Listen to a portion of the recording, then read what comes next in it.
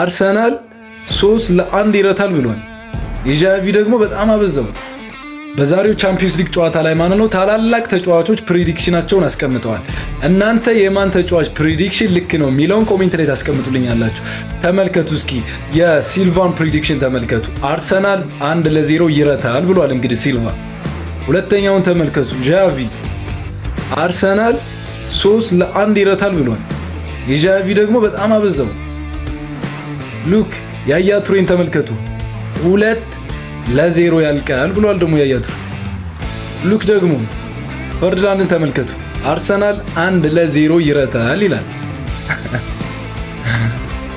ዋልኮትን ደግሞ ተመልከቱ አርሰናል 2 ፒኤስጂ 1 ይመስለኛል። የዋልኮት ትንሽ ሚዛናዊ አይነት ፕሪዲክሽን ይመስላል።